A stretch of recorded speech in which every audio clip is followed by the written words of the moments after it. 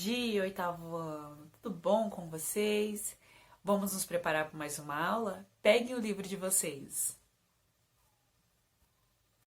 O poder paralelo na Colômbia é representado por uma triste quadro de violência e miséria resultante de uma guerra civil. O conflito envolve diretamente guerrilheiros, paramilitares e o exército. Na disputa pelo poder, oprime e expulsa camponeses das áreas rurais, espalhando medo entre os civis. Em 1964, sob os ideais comunistas, distribuição justa das terras e das riquezas, foram organizadas Forças Armadas Revolucionárias da Colômbia, as Farc, constituída de um grupo de agricultores armados para combater latifundiários que expulsavam os camponeses de suas terras, ameaçando-os e queimando suas casas. Em 1965, o governo colombiano tenta estimular a população a ir contra, a combater, né, as Farc, mas numa tentativa impossível, eles acabam criando outro grupo, o Exército de Libertação Nacional, a ELN. O governo não consegue manter controle sobre a ELN e ela começa a cometer os mesmos crimes que as Farc.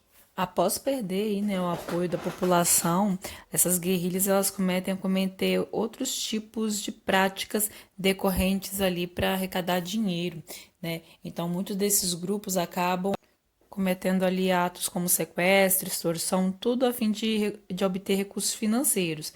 Em 1917, esses grupos ficaram conhecidos como Autodefesas Unidas da Colômbia, a UC. Os vários países que têm forças guerrilheiras, né? A Colômbia é uma das poucas ainda que consegue avançar no processo de paz por meio do diálogo político. O Conselho de Segurança da ONU e Cuba participam ativamente das negociações no país. Ao longo dos anos, o crime organizado vem surpreendendo com a ousadia nas atividades ilegais pelo uso de armamento sofisticado, embora não haja uma definição específica para atender o crime organizado como uma formação de grupos que agem com interesses, né, de obter lucros ilícitos. Dentre as principais ações do crime organizado, se encontra o tráfico de droga, de armas, órgãos e animais, além da prostituição, sequestros, lavagem de dinheiro, assalto, fraude em sistema público e exploração financeira das comunidades mais pobres. O crime organizado aqui no Brasil, dois grupos chamam a atenção, que é o CV, Comando Vermelho, o PCC, Primeiro Comando da Capital. Esse último atua no interior das prisões. Esses grupos possuem área de atuação preferencialmente nas periferias das grandes cidades, em territórios dominados por traficantes e milícias. O narcotráfico é exercido por grupos terroristas, guerrilhas e o comércio ilegal de drogas, também chamado de narcotráfico, que se apresentam aí de formas de rede. Esse termo é usado para representar organizações que atuam em diversos pontos interligados, formando uma malha que, no caso de negociações de entorpecente, abrange praticamente todo mundo.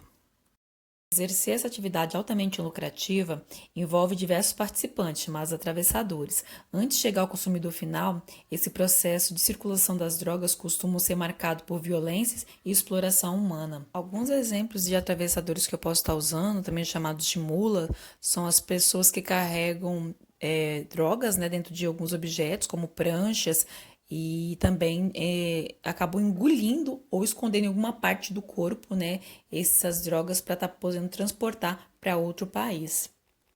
Esses paraísos recebem esse nome justamente pelo fato de ter baixa tributação, imposto, né, sobre determinada quantidade de dinheiro. Então, os bancos não retêm. Até aí, problema nenhum. Isso pode acontecer de um país para outro. O problema está quando as pessoas usam de sonegações, lavagem de dinheiro, que oferece sigilo bancário para estarem fazendo esse tipo de ação. A partir daí, começa a ser crime. Podem observar pelo mundo há vários países que possuem baixa tributação.